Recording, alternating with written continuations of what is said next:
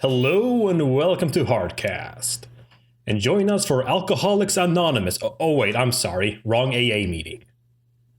I'm Humphrey Erm. And my name is Chris. Lifeline, give me A&A, The Adventures of Archer and Armstrong, Volume 1. Issue 1. We catch up with Armstrong in the 50s as he's stealing stuff from the Mafia with his friend Frank. After successfully stealing Frank's mother's locket and a bunch of booze, they celebrate and talk about how they'll stay together forever. Cut to current time when Frank has died and Armstrong promises to never let him down again. Archer comes into his room later and sees dragon creatures in the room and proceeds to fight them. He beats them easily and finds a note telling him that Armstrong is in the bag. Archer waits next to the open bag, killing or attacking any creature that tries to jump out. After getting some info from a talking fish that popped out of the bag, Archer calls his sister Mary Maria to come safeguard the bag while he goes in to find Armstrong. He lands in a library-looking building and through the help of some goblins finds Armstrong, who is looking for a specific bottle of booze. But before much more can happen, an army of trash monsters bust in and attack the two. The army is led by a half-goat guy who apparently was an old drinking buddy of Armstrong's. Back in the real world, Mary Maria has been waiting long enough. She and the Sisters of Perpetual Darkness steal the bag. All right, it's been a while since we've read any Archer and Armstrong. It has.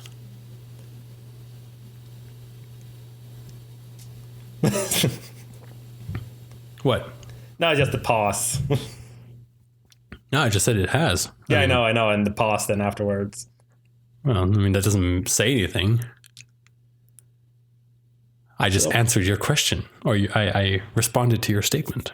But I gotta get this out of the way. Thoughts on the art.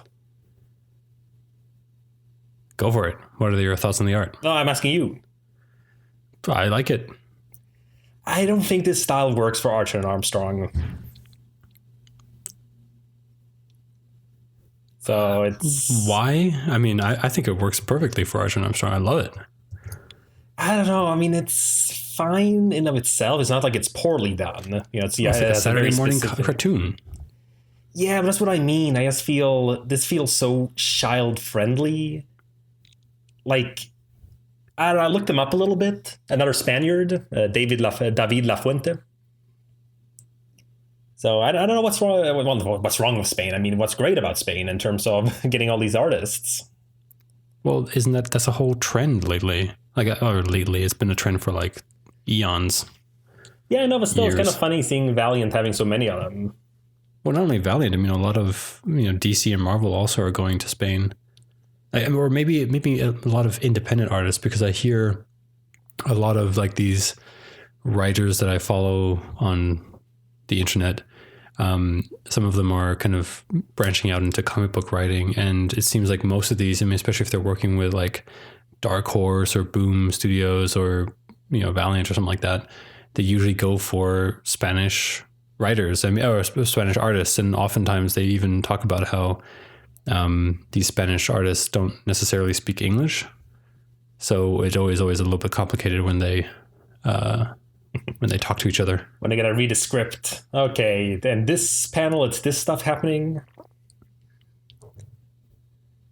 Yeah, I don't know. It's just little things that bug me here and there. Like, I really don't like what's called the lines on Armstrong's nose. Like, he keeps drawing that surface at the tip of the nose. Yeah. And when it's just, like, again, if it was just a shading or something, you have some coloring to show like a shadow or whatever, like, I think it'd be fine. But when using a line, it's just so very distinct. And I don't know, just, like I said, there's nothing wrong with the art in of itself. Like, again, I love the guy's style in general, but it's not really what I was expecting for an Archer and Armstrong book. I don't know what it is. Just too cartoonish for which is funny considering I love cartoons and all that. Yeah, exactly. But I don't know, just it just feels more like if it would be like a segment of a story. Like maybe like this would be great if, like in that Unity volume when Woody's trying to pitch movie ideas to the Hollywood execs. Like this would be something like, oh yeah, we have this great, Saturday morning cartoon, with Archer and Armstrong. I mean, on page 8, like when Archer's first introduced, honestly, the second panel there, due to like the simplicity of the eyes and stuff, looks like Tintin. I was gonna say it's right. So very Tintin-esque. So Tintin is great. So yeah, but you can't touch Tintin. What's your problem, man? I don't know, just little things like that, and then you're being nitpicky. You're being an art snob. That's what you're doing. Very. I don't know. I personally, like I said, it's a weird thing because it's not like other scenarios where it's that we feel that the artist is bad or something. It's just I don't think this was the right approach. So, well, I think you're wrong. I love this artist. I looked him up a bit to see like what else he's done. He's done a lot of Spider-Man, so which that I think could work depending on like this current story going on, or like at the time he was drawing it. Mm-hmm. But I don't know. It's an interesting style because it's very clearly very anime influenced. So, and nothing wrong with that. I love anime. But I don't know. It's like I said, I just have to get it out because it's not bad, but it just annoys me. So no offense, David Lafuente. Yeah.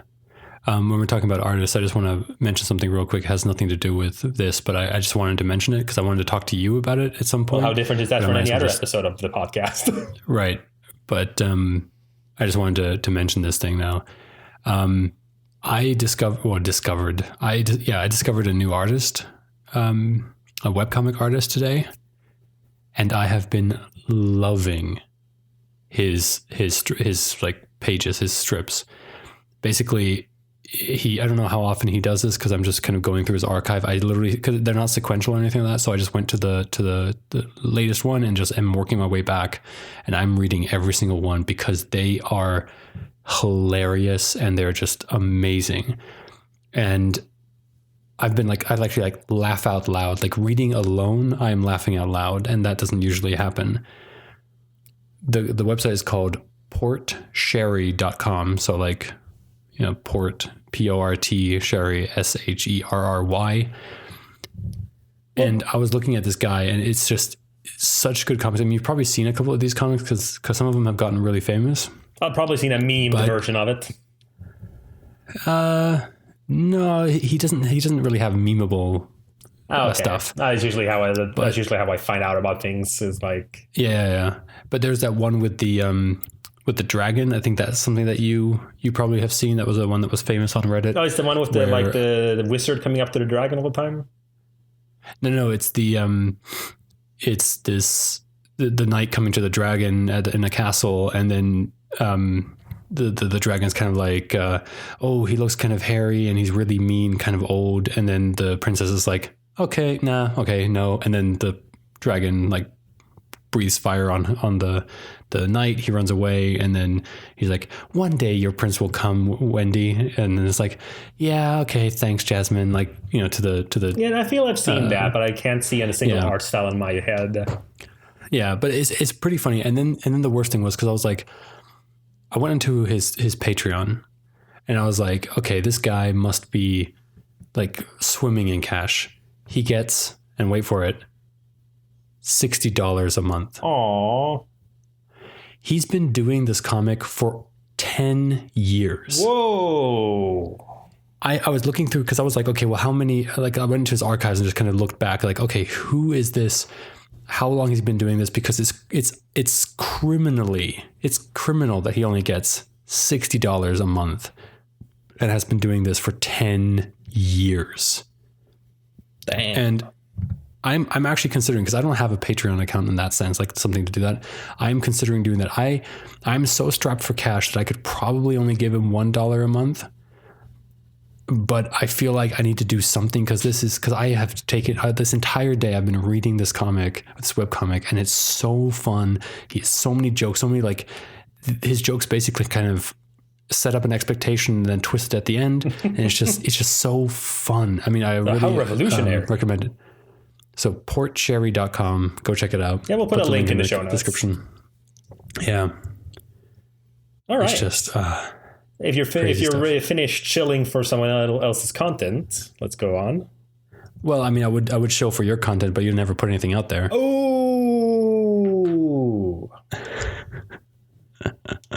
Anyways. Yeah, no, we went through the art. So I mean, you can't talk back to that because it's true. No, I'm joking.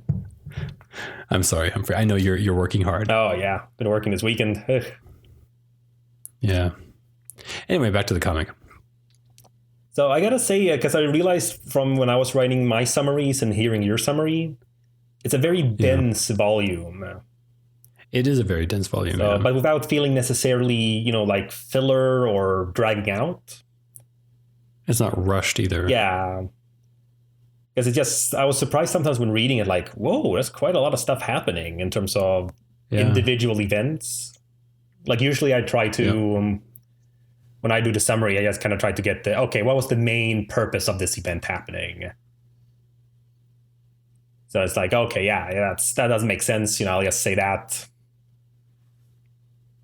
But yeah, it's just a lot of things going on. And I don't know, it's fun. I mean, it's a cool idea because we have, I'm not sure if it's been showcased before that he does have a hammer space bag. Like if that's been like canon before. Yeah, I didn't recognize it. Like when he was saying, because I thought it was just supposed to be some sort of cartoon logic that when he put the barrels of alcohol into his bag, I was like, oh, okay, so it's just some sort of cartoon logic that he passes it along. But to actually see that it was actually a different dimension or whatever it was called. Well, yeah, I don't know. I mean, it's usually referred to as hammer space in terms of like the Looney Tune cartoons. So when they pull a hammer out of nowhere. Oh, is that the trope then, hammer space? I thought it was like something like, the Dead Side where it was actually called hammer space. No, just what the term is called, at least what I've always heard used and what I use myself. Okay. So, but I'm just not sure. I don't think it's ever been shown before as being like that. Because the statue has been shown many times, but not necessarily that it was, supernatural. Though I do wonder a bit how it works. Like, I mean, not going into like nitpicks in terms of like, how can anything fit like that? But in the sense of it seems to have a structure, like just a bureaucracy inside. And the fact that he seems to be able to just pull his hand in and grab things out. So I guess it's something about as long as it's organized, he just has to sort of like think about it and he can reach it. As we'll see in the later, I think it's the next issue when the Bacchus guy explains. So, but it's this is also one of those things when I got to read this again, it's like, right, we've had so many ads for this page. Like with them in the park and stuff and him on the bed. It's like, right, oh damn, it's been a while. It's kind of fun. Yeah, this is good. I mean, there were so many times when I thought that that the issue was going to end. Like I felt that when he was like, oh, all right, I'm going to have to call Mary Maria. It was kind of like, okay, well now it's going to end. And then when he was like about to go down into the bag, I was like, okay, well now it's going to end. And it just kept on going. And I was like, okay, well, when is it going to end? And then he's like, all right, well, I guess when he knows where to go from the goblins, that's when it's going to end. And nope, it kept going. And then he even gets to meet Armstrong. Armstrong. And yeah, I mean, it's everything. I mean, this was really, I mean, it is, I got to say, it is longer than a normal issue. It is 28 pages. That? Okay. Oh yeah, you're right. Yeah. Yeah. Or it's yeah. Let me. So, I mean, it did feel a little bit longer.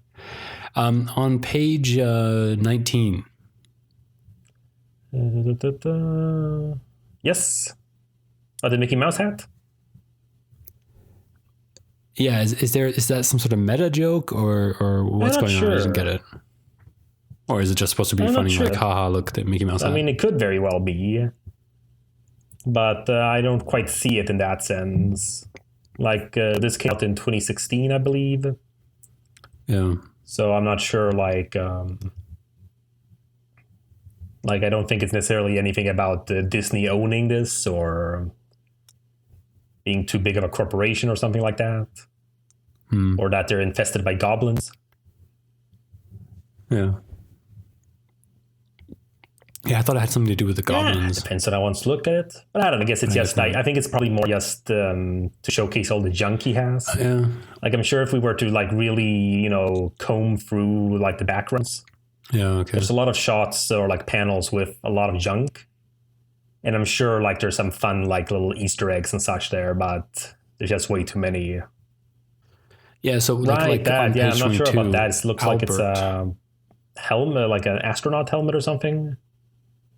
So, but I'm not sure who that would be.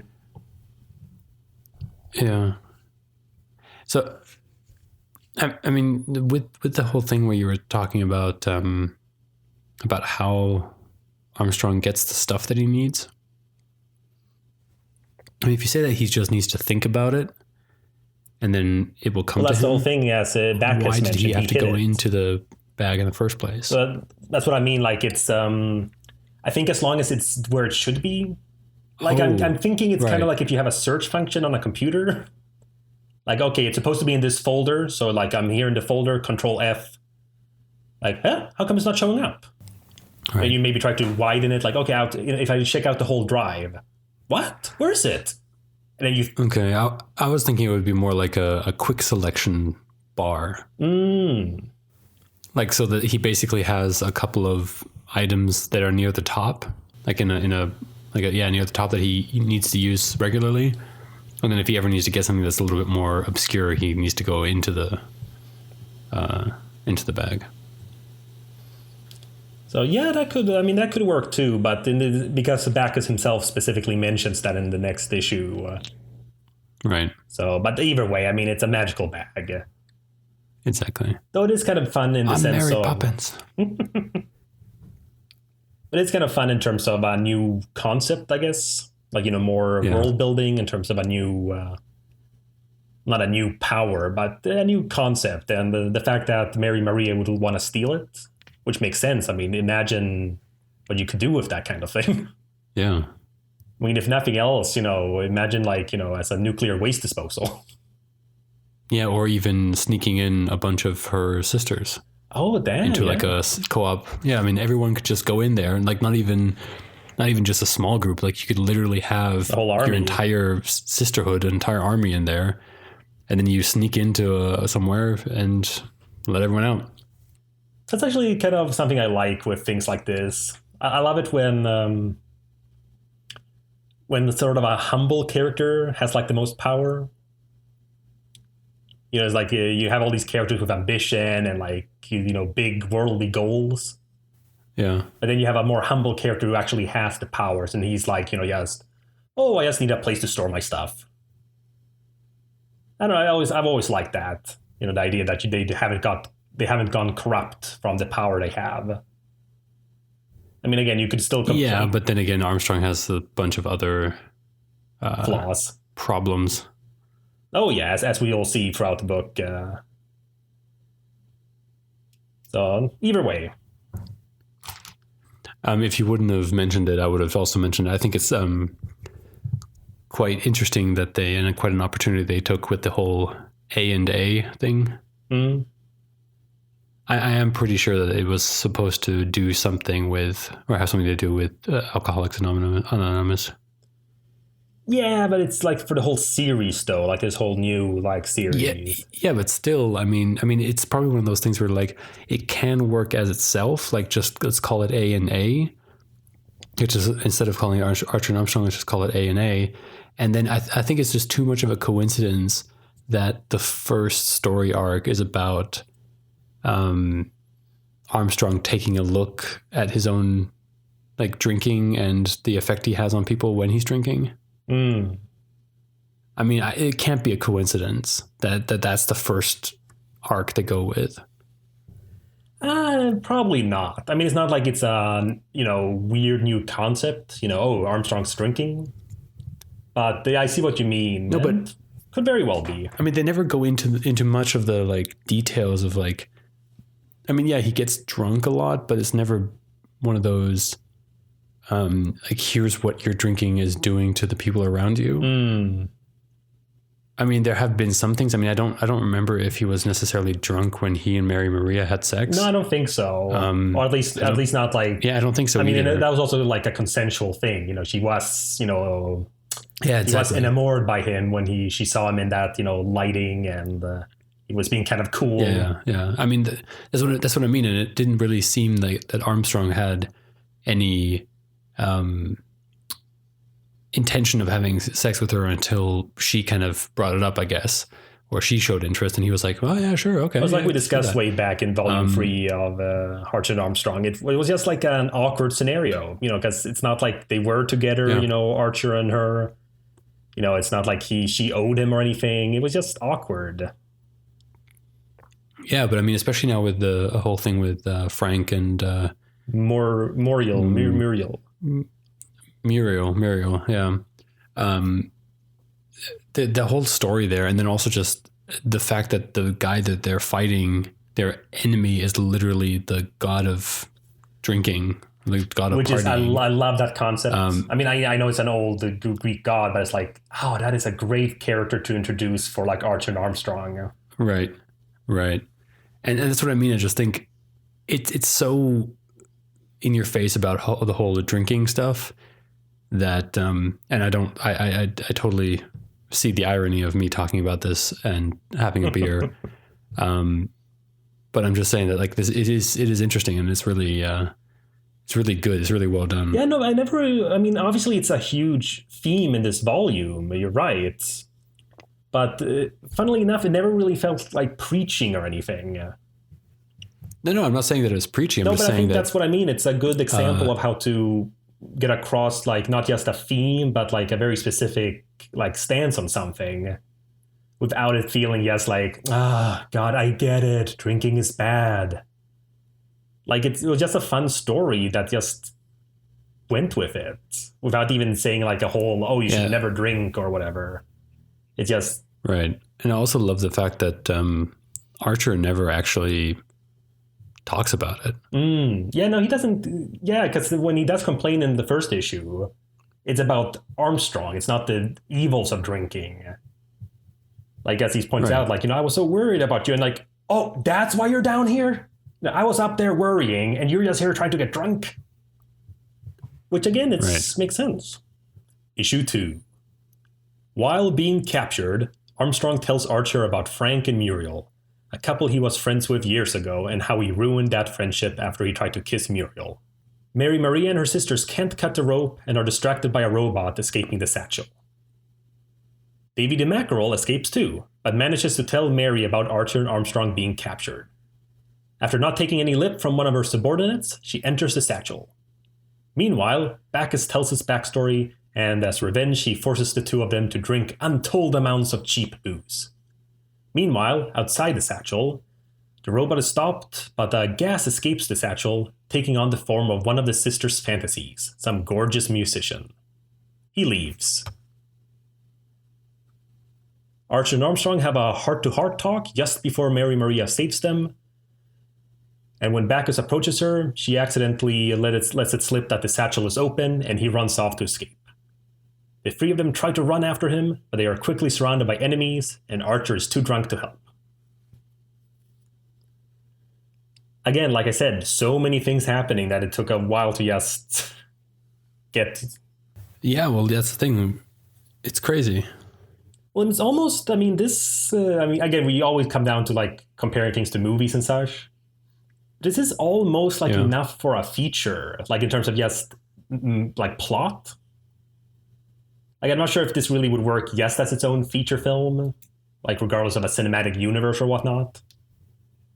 But like so much stuff happening in terms of like, you know, acts and just how long things last. Because a lot of stories we read, like we take like The Analog Man from Bloodshot. That was a little bit more action-based. And it was a lot more drawn out. Like, there weren't quite as many panels per page. This book has a lot of panels. thus just giving him more time, which kind of fits it to being a European artist. So I've always found that Europe. But do you think the artist has that much power? It depends on the writer. I know a lot of writers, when they trust the artist, they like let them kind of decide a lot of flow things. Yeah, I always felt kind of bad with those kind of things because whenever I've started writing a comic or something like that, I always feel so bad that as the writer, you do so little work. It feels because especially when you do, I mean, because I feel like the least I could do when I'm writing is to write the panel layouts just so that I have to think about that. And then in the worst case, the artist could then go like, no, here's what I'm going to do because I know it better. But I don't know. It just feels kind of. No, but we discussed that before. It's like the idea that the writer can just write panel 1, splash panel of an army of millions marching down a jungle environment. It's like, there, I'm done for the day. Right. That's going to take the artist at least a week to draw. I don't have to write another page until in a week. Yeah, no, that's the kind of thing. It's like, it's just tricky stuff like that. But it's not to, of course, to forget about the writer's importance in terms of actual plot and... dialogue, true. Dialogue. But I don't know, I feel depending on the writer... Because I mentioned that before, right? About the old-timey comics when they were just coming into fruition. A lot of the writers were just former pulp writers, who were writing prose. So when they switched over to comics, they just filled with so much text. Yes. That's why I cannot read the old depends. Comics. They can be fun and charming. And some actually do hold up still because they were just pioneers in that sense. Yeah, but I'm saying that I just get exhausted. And I'm not saying that I don't like reading books. I mean, I love reading books, but it's a different medium, and I don't want to, if I want to read a book, I'll read a book, not a comic. Exactly.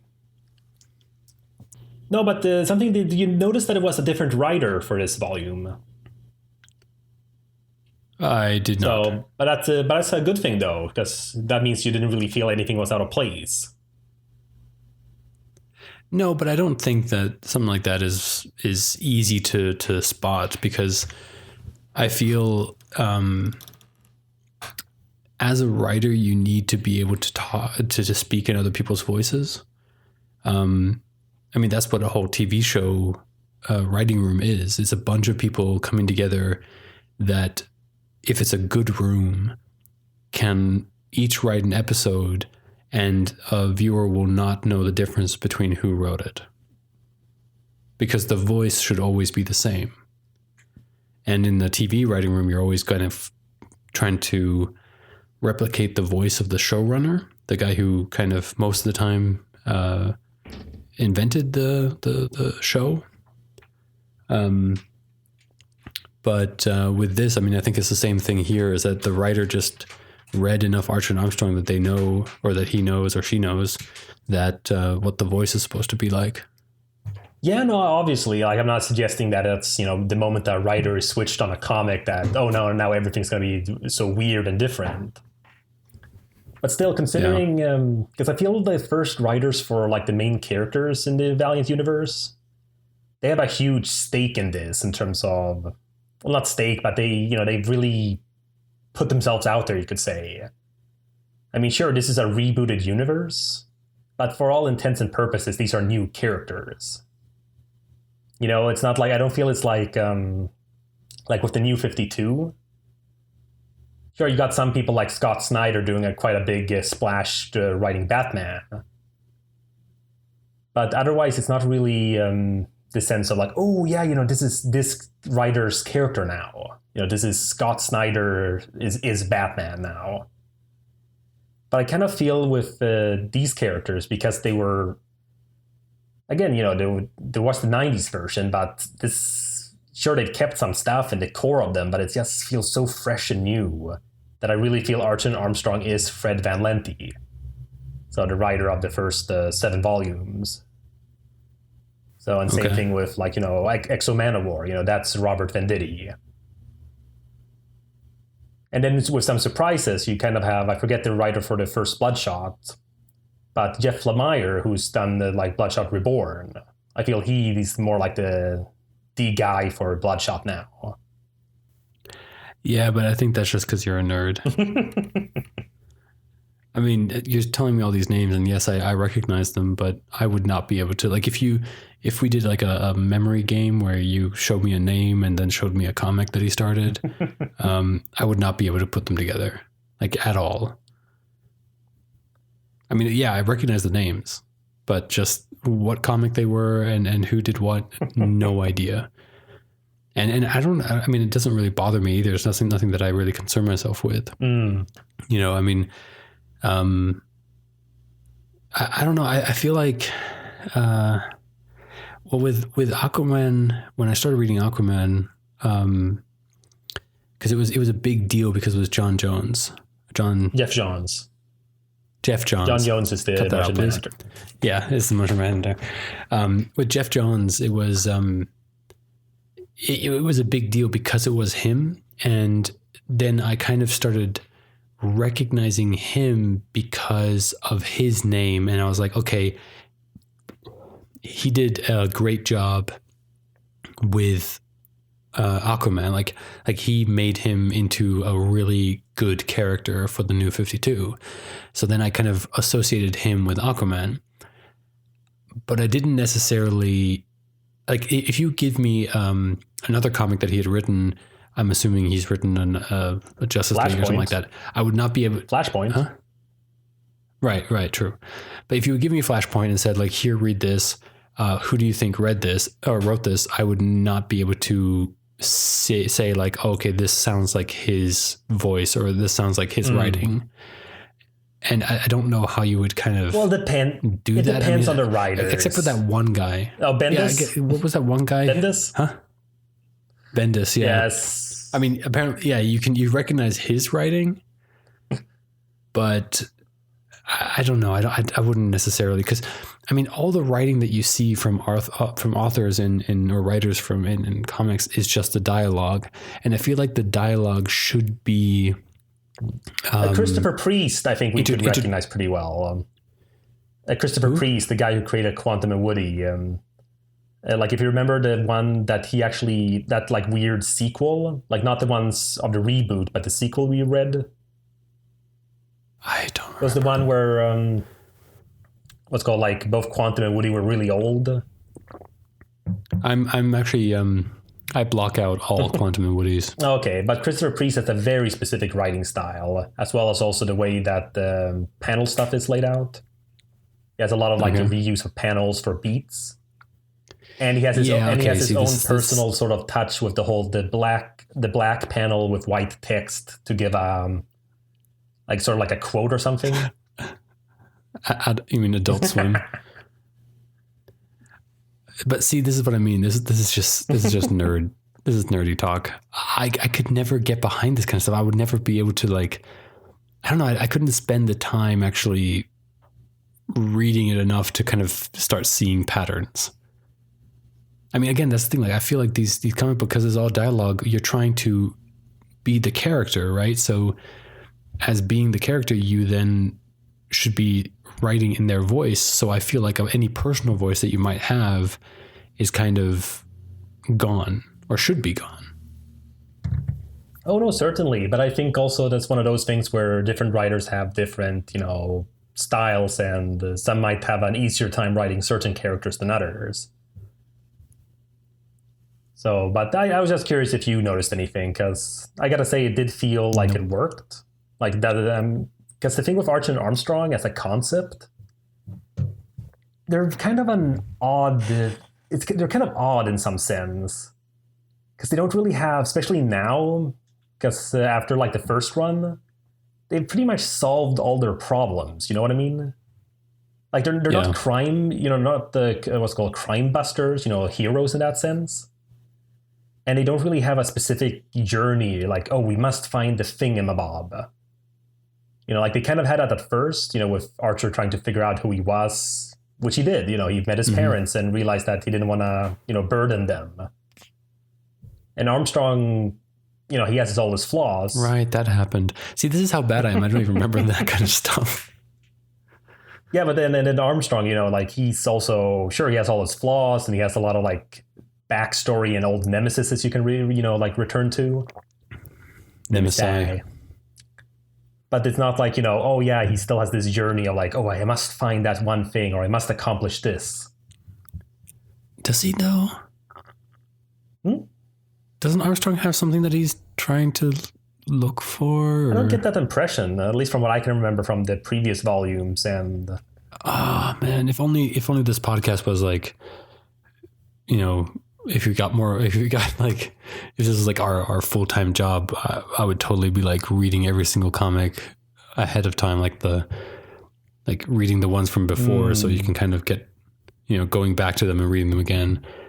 Because it would be interesting. Because I thought I remembered there was some kind of MacGuffin that they were after, like some sort of overarching something. Yeah, in the first volume, like the first volume, they had the boon. Right, they were going. And it had all those different parts because all the different sects had different pieces of it. Right. Like someone had. But did they ever get it, or did they just read? And then did they get them all? I don't even remember that they unified all the sects under Archer. That's the thing that I'm thinking of, because Archer had the whole prophecy thing going on, right? How did that end up? Wasn't that the whole thing that these people from the future or something like that came in and were all like, "Oh, you're the chosen one" or something? Well, it's and you people write in the your book future of who Bibles. take his writings and start a sect. Yeah. And that's kind of like what creates this stable time loop thing. Yeah. Right. So, but then they don't necessarily have to do anything anymore. There's nothing active that these characters have to do, because it's just him writing his book. In a sense, I guess, without actually doing it specifically. Right. And again, it's not like it's a bad thing, because it makes them kind of malleable and versatile. But it does kind of make their presence sort of... I don't want to say useless, but you know what I mean? Like Eternal Warrior has a very clear goal, and it's one of those never-ending ones. Yeah. Like Ivar Time Walker, he's just like the Doctor, so he just kind of helped anyone who needs help at the time, and has all this like time travel and all that. Exo Manowar is, he has to protect his people and always has these extraterrestrial threats. Like everyone else seems to have like a very clear purpose in some form or other. But Archer and Armstrong, they kind of feel like it's just two buddies, which I guess is kind of the point. It was fun. Well, that's the thing. It's fun. It's just two guys getting, caught up in these weird situations. Yeah. Talking about weird situations, can we talk about that purple smoke that came out of the bag? I think it's just a setup for the next volume. Oh, okay. Who is that guy? I don't know. Like, they don't give I was looking to see if they say a name. Supposed to be Johnny Cash? I think it's probably a parody of him or something. It's a parody of some sort of Western star. Well, it looks like some kind of country singer kind of guy. Right. It's kind of fun. I was trying to look through the text to see if she says something, but at most she says "Sweet Serenader." Mm-hmm. Do you know who this is? I don't know. Momo. Sorry, I thought you were asking me.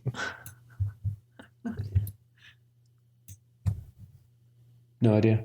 No. Yeah, me either. Again, okay. I think it's going to be for the next volume, which is kind of fun. I do like it when people set up things without it being like too clear. Especially his satchel is certainly a source of many, things, both MacGuffins and enemies, as we see. Yeah. So I'm guessing it's just... Yeah, I mean, it's a fun way to set something up, but yeah. I mean, it's a whole page spent on it, pretty much.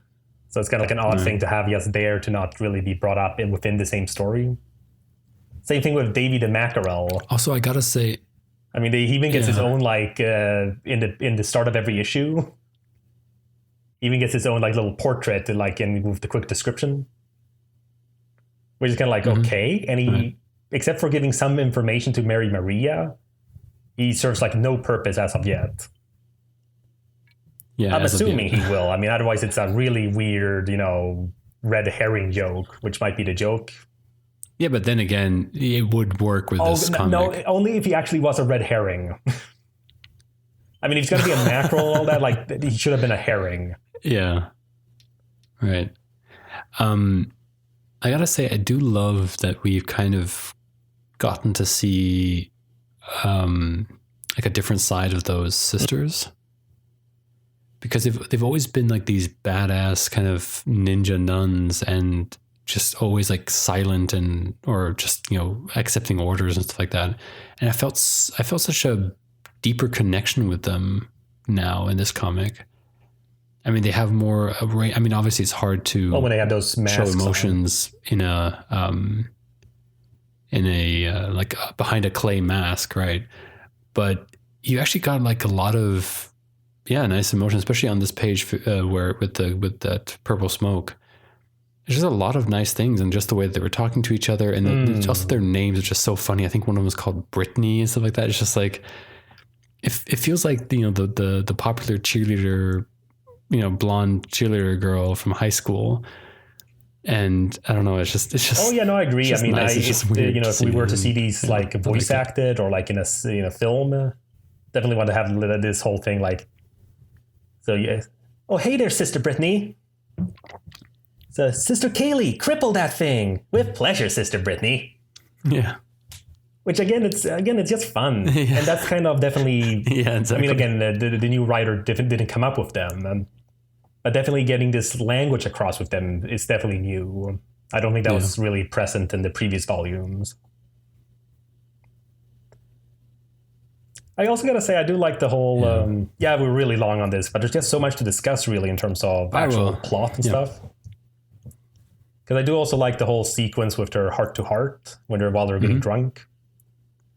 Because it's just so funny, I feel, to have because you know yourself, yes, there's so much real estate space in comics in terms of image and text, and it's such a hard balance. And I just find it so fun to see it, how do you say, to quote unquote waste so much space to have them have their, unintelligible text. I mean, good Lord, like on page 19. Yeah. You have that first panel of just, and then this really long, eloquent speech. Just, no, I should have been honest from the start, but I was being selfish coward. Yeah. But again, it's a kind of fun thing because I feel like in film, that same joke would just be with subtitles. And that's not quite as intrusive in some ways. Like you just have the subtitles last as long as the dialogue does. But here it's basically, I mean, I didn't read the entirety of their, other unintelligible speak. I just kind of read the first few words and like, all right, it's, I'm not supposed to get this. Yes. Yeah. I just love that everyone gets all teary-eyed. Well, it's the Valiant universe. And then immediately get killed. Oh, last thing, I mean, it's not really relevant specifically for this issue. But design-wise on Bacchus, I love that extra mouth on his chin. Yeah, I noticed that the first yes, I didn't notice it until later, like into the next issue. On the bottom left panel, because I was seeing the closed mouth at top, but then I saw the open mouth there, and I was kind of like, wait, what? And then I double checked the other ones, and it was like, oh, that's kind of cool.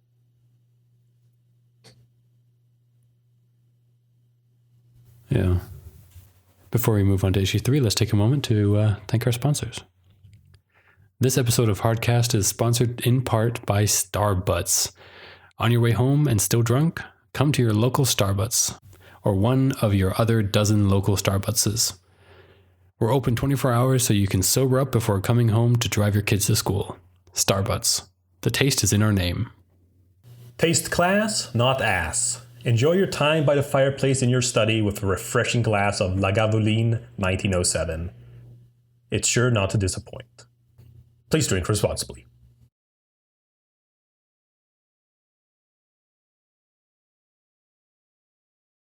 Issue 3. We start in Brooklyn in the 80s. Armstrong is fighting a lizard gang. Through happenstance, Frank and Muriel are there as well. But they aren't friends again. The two are still pissed at Armstrong, and now he's stopped caring about them too. Back inside Armstrong's satchel, the fight continues. Archer is about to be torn in half, but Armstrong sacrifices, in quotes, his bottle of whiskey that started this whole thing by throwing it at one of the monsters, killing him. The gang is about to leave when the two angel babies turn into huge crabs, but the lizard person from before jumps in and kills the crabs before anything else happens. They sober Archer up and go back out of the bag to confront Bacchus, who has now grown in size from all the partying he's been doing with the humans. Yeah, issue 3 is always the one that's not as plot heavy. But even then, I feel there's some nice moments. Like, I honestly really love the beginning with the flashback. Yeah, me too. I really like this whole thing. I mean, did you really mention it in your description? Not really, right? Well, not so much about, yeah. Well, I didn't want to go into detail about, like the emotions of it all. Right. But I really like, because it's rare that I see this explored that much with immortal characters. Like, it's something that's always brought up every so often, you must see all your friends die and all that. Right. But the fact that how he is there, like actually getting, pissed off and going, fine, screw you then. You think I give a crap what you think about me? Another 1,000 years and I won't even remember you existed. Right. And there's something about that, like, yeah, I mean, he can know someone from birth to death and he won't be any different. And he, have to forget the person. And yeah. I mean, he has thousands of years of, friendships lost, either through his actions or just from, time passing. Yeah. And I feel that, it gives him some more dimension. And also, I just want to say, Muriel, girl, I know it's the 80s, but take off the hoop earrings when you're fighting.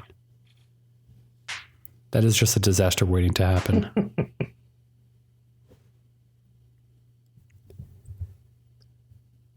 So, no, it's fun.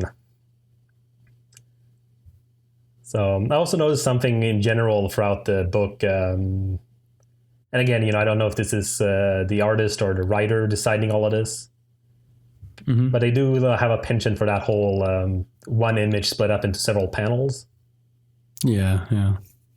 And I wouldn't say that this is particularly like an amazing piece, but page 8 of issue 3. You have to describe it to me. Well, it's just when he throws the bottle. It's 1, 2, 3, 4, 5, 6 rows of panels, which is very rare in an American superhero comic. Yeah. And again, plenty of those, a lot of those panels are sort of empty or simple. But like that. But this is a hilarious page though. Mm. Well, yes, the whole the way he kills the guy and stuff. Yeah. But it's also interesting the way the panel sort of set up the beat. Because you like, this is really like if it was cinema. Yeah, this is, slow motion, like as he's throwing. And then super speed up at the bonk. But it works though. Like particularly that middle, or well, not middle, but that long one when he throws it. Yes, that's such a like a bullet time. Like you can actually hear the like when I read it, just seeing those quick panels, like so many frames quickly. Yeah, and empty ones I just heard that. Yeah, I just heard the.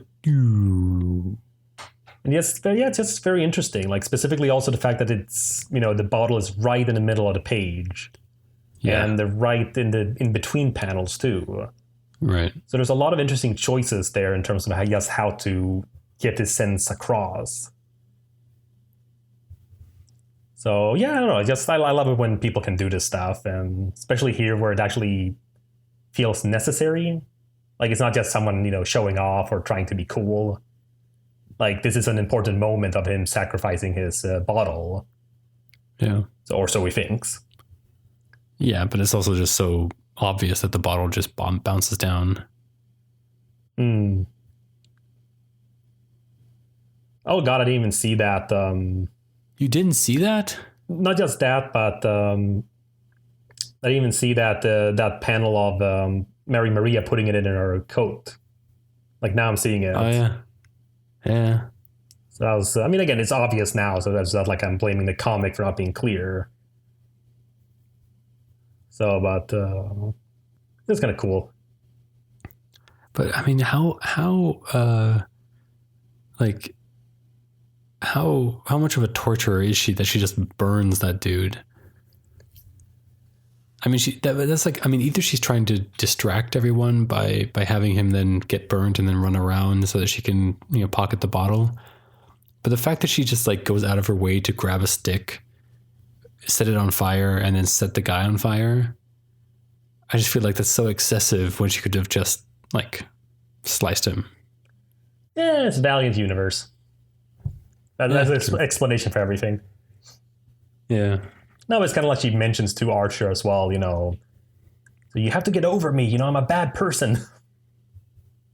And it's kind of fun. It's kind of this weird thing where, like, I like characters like that when they are, you know, no, I am evil, you know, I'm like a career villain. Right. It's kind of fun with that because, like, again, not saying that there aren't, you know, career villains in real life in that sense, but they usually don't see themselves as villains. You know, like even like, you know, criminals like Pablo Escobar and stuff like that. Like, I don't think they like wake up and go to bed thinking like, ha ha ha ha. Well, I don't know. I'm pretty sure Pablo Escobar is at a point where he's just like, if he thinks he's the hero of that story, I don't know, man. Well, Netflix seems to think so. Yeah, well. No, yes, in terms of all the, let's call it series and stuff. Yeah. Also, I got to say, Faith looks super cute in this art style. Oh, yeah, no, she could definitely look well with him as an artist. I also do love the fact that he goes to a frat party, Bacchus. Like, again, this is like a fitting sort of villain for Archer and Armstrong. And just something fun about him, like the god of parties, even though Armstrong says he's not really a god. Yeah, well, you should know, man. You like main him in Smite. Yeah, but, you know, this guy's a little bit more monstrous in that sense. Yeah, not like the fat guy. Who isn't even all that fat now. So they redesigned him a while back. Yeah, now he's more like just a handsome Bara guy. Forever. Yeah, I mean, again, you know, it's not like he's still party guy, but it's like, it's almost kind of like what happens to a lot of the female characters. You know, you have a fun, interesting, design, like, and no, let's make them hot. It's like, oh, now I feel inadequate. So, no, it's kind of fun. I also love this sort of censorious nudity, you know, by just simplifying them. Mm-hmm. But just, I don't know, I just love it. Just the whole beer run. Right. Like, I don't know what that is, but you don't know what I'm assuming beer run it's to is? get beer. Yeah, it's when a guy goes out to get beer for the party because they run out. Yeah, but I don't know. I assumed so, but still, I just like the idea of it. You know, this sort of mythical, you know, villain saying that. Right. For those listening and who don't know, Humphrey is not a big party person. Yep. He has never had alcohol except for the times when we forced it on him. And I mean, that sounds bad, but it was a willing forcing of, and he never got it down. You've never been able to drink a glass of wine. No, probably not a whole glass of wine. I have videos. Yeah, probably not a whole glass of wine. I did get that one non-alcoholic bottle of beer in the Ireland ones. So that little half liter or whatever the amount was, those small bottles. So, but oh man, that was a struggle that whole evening. But I had to buy something. I was at a bar like for this animation thing, so it couldn't just be there. They have some Coke or something like that, probably. I don't think they did. I asked. Good. It's an Irish bar. They know what to do. They were nice enough to have a non-alcoholic beer, at least. At least that. So, oh, by the way, on the page, like after he mentions Faith being his girlfriend. Yeah. Did you think that Archer was going to strip naked to blend in with the crowd? No. It's just like at the last panel of that page, like him stripping off his shirt there. That's just what I was thinking. Well, because he's not stripping off his shirt; he's putting a new shirt on already. That's his turtleneck. But just seeing him. Yeah, but we just kind of see him with his blue shirt on, and then just seeing a black shirt there. So I thought maybe it's just a coloring mistake. Are you? Do you think the black turtleneck is a reference to Archer? Oh, you mean Archer? Like Archer from the cartoon Archer? No idea. Maybe. I mean, I would have liked. Yeah. I would like someone to comment on his black turtleneck, and then he would be like, "What? My black turtleneck is awesome. I love my black turtleneck." Though honestly, they'd be they're polar opposites, really, except for their ability to kill, and also their name. I mean, that's why that would have been fun. That would have been fun. Anyway, let's move on to issue 4. We get a small flashback of Armstrong calling Muriel and arranging a meeting, leading him to the start of this whole story by finding the whiskey he saved. Everyone else helps out with fighting both Bacchus and his followers, managing to lure the followers away non-lethally, but having trouble defeating Bacchus himself. Armstrong gets a hold of a lot of coffee, and after Archer gets Bacchus to puke, they make him drink it all, sobering him up and thus shrinking him in order to put him back in the satchel. Or they would if Mary Maria didn't behead him first. Hearing the sob story about Frank and Muriel, Mary Maria relents and gives Armstrong back the whiskey bottle that she somehow stole. We end with the titular duo at the gravestone of Frank as they meet the now very old Muriel, setting up the next volume. Yeah, I got a little bit confused at the end there with the gravestone. Because I was like, wait, is Muriel dead now too? No, but that's the usual thing. I've seen that married couples getting a joint headstone, a gravestone. Yeah, I know, but I would have I don't know. I feel like it's kind of weird juju to have your name on your tombstone just waiting there for you. Oh yeah. I don't know. Wouldn't you think it's weird that you go to visit your husband's grave or your wife's grave in your case, and then just seeing your name next to theirs, just with a birth date and just this space waiting for your death day? Oh no, definitely. It reminds me of that book I read in high school in the States, The Bean Trees. They had a portion about that where the main character, this single middle-aged woman, kind of mentioned that as well. Isn't it kind of macabre? I mean, it's just waiting there. So come on, join us. Yeah. And I agree, but I guess the whole idea is, that's a married couple, you should be together at some point. So it's not so much that, hurry up. It's more don't worry, once your time has come, you'll be right here with your husband as it should be. Uh-huh. So, but yeah, it's an odd. It does feel a bit odd, at least. Having at least maybe if they left the name out as well. Yeah. Yeah, that's what I mean. That just have the space there. I mean, that's fine. You can have a large headstone and then just have the space ready. But I feel put the name on there when there's a name to put on there. Oh well. But just for your information, Humphrey, coffee is not a miracle drunk cure. I know. It's being presented here. Yeah, no, I know. So, I heard that. In case you ever need to take care of drunk people as the chaperone, don't assume that coffee is going to. Except for if sponsor of the show, Starbucks, is just an amazing coffee that can even cure your drunkenness and hangovers. Yeah, who knows? Also, how do you get a venti espresso? Well, you order it, apparently. Yeah, but an espresso is a small cup. I mean, yeah, I guess that's the joke. Yeah, well, that's the thing. They need to get a lot of caffeine, I guess. That's a lot of... Yeah. That's kind of fun. I like it. I mean, again, it's almost a little bit much in terms of the nonchalantness of the scenario there. But still, it works. It's the idea of having 4 workers and just sigh, name... Yeah.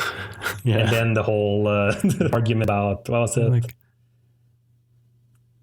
Can you hurry it up? No, man, I'm the only one here right now. What about the other 3? They're on break or something? That voice is exactly the kind of voice you'd have. Right, yeah. And it's just kind of fun. It's a nice, I like little I mean, sure, it's an obvious but Starbucks and stuff. But there's just something fun, I feel like, with him finding like all the coffee at the back. I don't know, just something like, would you look at that? Fresh ground my ass. Like the idea that they just, no, sorry, it's not actually fancy. We have just a whole truckload of coffee in the back. And we just put like fancy names on the cups to make you think it's fancy.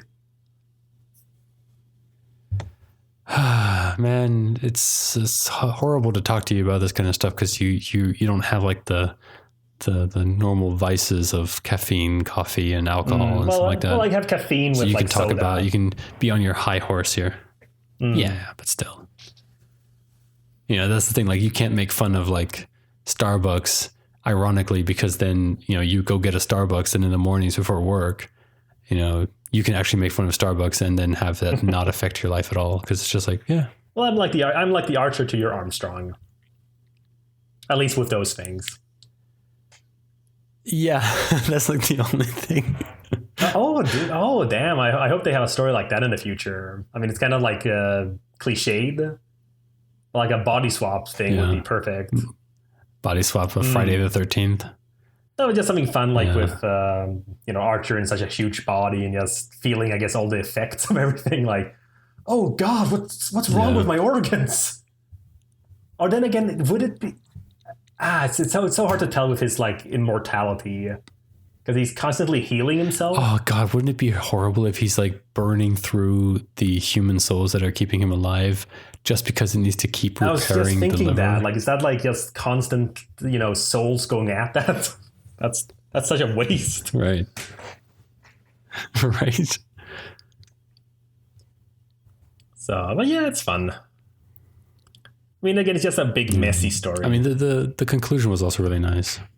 You know, I just feel like, I mean, it's one of those things where it's just it's kind of like the problem with a lot of the Marvel movies is that they have this really good villain and then they just kill him off. It would have been so much fun to see more of Bacchus and then they just kill him off like that. I mean, I'm assuming he does seem to be, like, Armstrong says he's not actually a god. He says he's just like some kind of, like, there were like a group of superpowered like people like him. So I'm not sure really what that's supposed to imply. Like, I don't think he's a psyot. I mean, again, they can have other things too, of course. Like, I'd hate for them to limit themselves only to, psyots and whatever's been established. But even so, it's kind of like, okay, so I guess, like, because I kind of like the idea of him at least being a god. Like, maybe not god, you know what I mean? But like in the sense of how like a lot of people use that pantheon, it's just one of those, oh, he's godlike or he has some superpowers or super abilities and then people worship him as a god. And that's why he's being seen as a god. It's kind of like the Inhumans in Marvel. So, I mean, except for Black Bolt, I guess, because I don't think there's any mythical creature with his name. But like everyone else almost has their name named after like these creatures. Like Medusa and what's the other guy's name? It's Triton. Stuff like that. And I kind of like the fact that they very specifically don't have them be exactly the way they're depicted. Like Medusa, like, no, it's only her hair that moves. But yeah, I can imagine, like having been seen as an immortal for so many like thousands of years ago and people witnessing, her hair moving like that. Someone would talk about her hair, it moves like snakes. What did he say? So he said her hair was snakes. Her hair is snakes. And I like that kind of stuff. Right, yeah. It's kind of like the whole nullifying, things. It's like, no. How about we explain it like this? Even if in the end it's still supernatural explanation. But yeah, again, Bacchus would have been a great recurring villain. Again, not all the time, like every volume, but yeah, it's a cool concept. Like it's kind of like the more extreme version of Armstrong in terms of being this partier, which is always like a good kind of villain for people. Yeah, it would also be awesome to know. I mean, like obviously we're going to find out a little bit more about this now. But the revelation that Armstrong actually had a wife, got married. Exactly. Though I did also have like Archer's response to that in terms of like, I kind of assumed you probably have had. Yeah, multiple. Exactly. Well, it's kind of like the whole I've always assumed that you've been married many, many times. Exactly. But it kind of feels like, because he says that it was part of one of Bacchus's group, so she must have also had some sort of powers, well, she'd right? probably then maybe also be one of like the goddesses and... Right, and one that's still alive. That's the thing. Well, that's the thing. I mean, he's been alive too, Bacchus, so I'm guessing immortality is part of them, or at least very long-livedness. Yeah. So I'm trying to think like who could have like fit that kind of like party lifestyle. Unless they just want to play around with it. Or they just go straight for like Aphrodite or something like that. That's what I'm thinking. Like that would be like the cheapest, well, not cheap, but logical, I guess. If it's Tracy, like drunk sex parties, I guess she would work. Right. So, but I don't know. It's. But again, that would be kind of a cool. I don't know if that's going to be like the premise for like this, new series, because I haven't read volume 2 or 3 of this. But it would be kind of cool premise in terms of this group of not gods, because you kind of can have some fun with that then in terms of like the depiction of them and their powers, right? As well as also just like with Bacchus here in the modern day, like of how he would like get his followers. Would be kind of interesting depending on who the other gods and goddesses are, like how they like reflect on the modern day. Yeah. So, but it's, I don't know. We had a good, it was a good read. Like I said, it's not like the art was awful. It just, I'm not sure I really like it for this. So, but again, that's just me. It's like a personal taste thing more than like, an objective analysis. I think I once saw his art in like one of the Star Wars comics, which actually fit really well. It was like a little prequel story with Rey, and so it was. If it is the same guy, it was very similar. Well, yeah, I don't know. It fit really well because that was a lot more kiddish. All right. So should we give it a score? Should we give it a score? I forgot that last time. Yeah, true. Well, we kind of done a little bit of that. Yeah, well, I mean, I would... Again, not like a hard score, but I'd give this like a 4 out of 5, I think. Yeah. Like even despite the art. I think I would give it a 5. Because I'll give it a 5. All right. And the green, and obviously a green light too. Like, if you want to do that. Yeah. Well, like I said, I think most of them are green lights, like... I can't think of anyone really where I'd be like, don't. Maybe if they're the start of a new series, like maybe like Dr. Mirage, for example, I might have given that a yellow light because it's not like it's very specifically involved with the other universes or like with the other characters. Right. So it's more like, okay, if you'd like this kind of story, go ahead with it, but I wouldn't say like definitely read it. But in this case, if you like the old Archer and Armstrong, this definitely fits in the canon, so to speak. And it definitely has a little different punch in terms of our first volume. So again, I'm looking forward to the next one. I do know one thing though, because I came across it in, I think, either Facebook or Reddit. But I do know like either a villain or some side character in the next volume, which I am looking forward to. The Florida Man. Okay. If I've understood correctly, like how so many headlines that mention Florida Man. Like Florida Man, is high on bath salts. Yeah. If I've understood correctly, it might be that it's all one guy or something, according to Archer and Armstrong, and it's like its superhero name, Florida Man. I don't know. If I misunderstood it or not, I don't know, but I'm looking forward to it. All right. You can discuss this episode on Reddit, tweet us, or you can follow us on Facebook. Also, all of our episodes are available on our hosting site, Podbean. Links are in the show notes. Catch us next time for... Ninjak, Volume 4, The Siege of King's Castle.